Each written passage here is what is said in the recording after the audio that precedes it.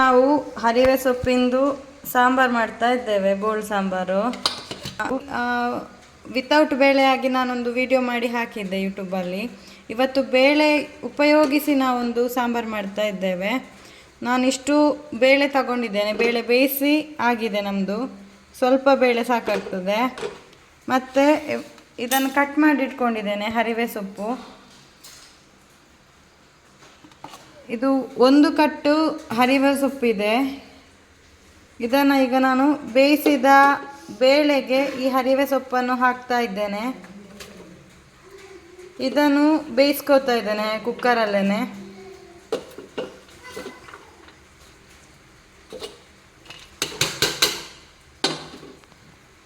ಇದಕ್ಕೆ ಸ್ವಲ್ಪ ನೀರು ಹಾಕಿ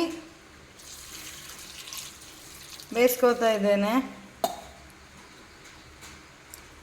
ಒಂದು 2 ವಿಷಲ್ ಮಾಡ್ಕೊಳ್ತಾ ಇದ್ದೇನೆ. ವಿಷಲ್ ಇಲ್ಲದೆ ಕೂಡ ಬೇಯಿಸ್ಕೋಬೋದು. ಇದು ಸೊಪ್ಪಾದ ಕಾರಣ ವಿಷಲ್ ಬೇಕು ಅಂತ ಇಲ್ಲ, ಬೇಳೆ ಆಲ್ರೆಡಿ ಬೆಂದಿದೆ.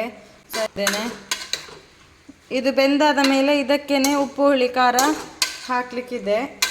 ಈಗ ಇದು ಬೆಂದ ಮೇಲೆ ಹಾಕುವ, ಉಪ್ಪು ಹುಳಿ ಖಾರ ಎಲ್ಲ ಹಾಕುವ. ಇದು ಹರಿವೆ ಬೆಂದಿದೆ. ಇದಕ್ಕೆ ಹುಣಸೆಹಣ್ಣು ರಸ ಹಾಕ್ತಾ ಇದ್ದೇನೆ.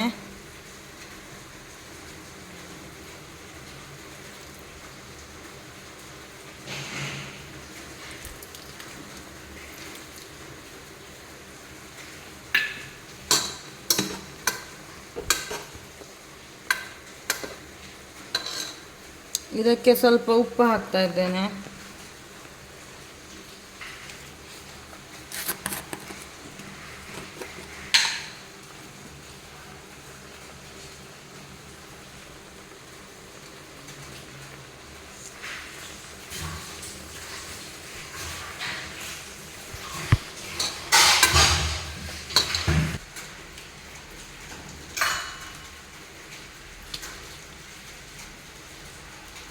ಒಂಚೂರು ಬೆಲ್ಲ ಹಾಕೋತಾ ಇದ್ದೇನೆ.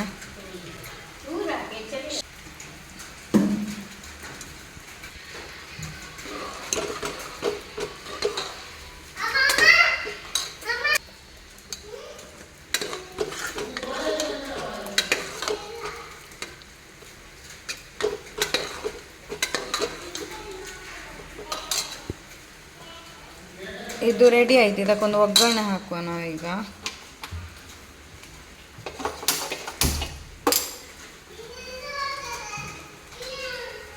ನೀವು ಅಡುಗೆಗೆ ಯಾವ ಎಣ್ಣೆ ಯೂಸ್ ಮಾಡ್ತೀರಿ ಅದೇ ಯೂಸ್ ಮಾಡಿ. ನಾವಿಲ್ಲಿ ತೆಂಗಿನೆಣ್ಣೆ ಯೂಸ್ ಮಾಡ್ತಾ ಇದ್ದೇವೆ. ನಾವು ನಮ್ಮ ಮನೆಯಲ್ಲಿ ತೆಂಗಿನೆಣ್ಣೆ ಯೂಸ್ ಮಾಡೋದು. ಒಂದು 2 ಸ್ಪೂನ್ನಷ್ಟು ತೆಂಗಿನೆಣ್ಣೆ.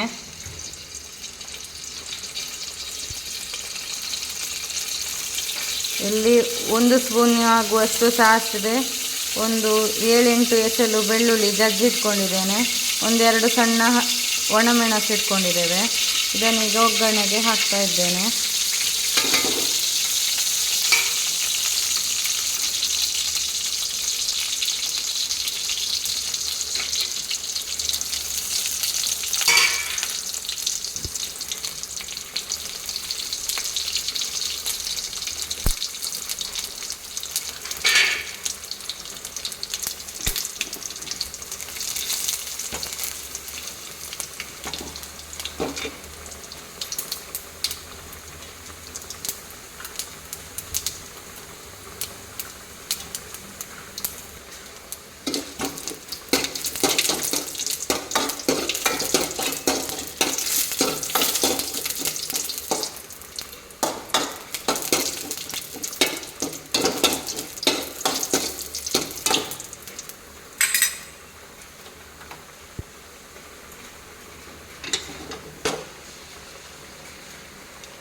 ಒಗ್ಗರಣೆಗೆ ಹಾಕ್ತಾ ಇದ್ದೀನಿ.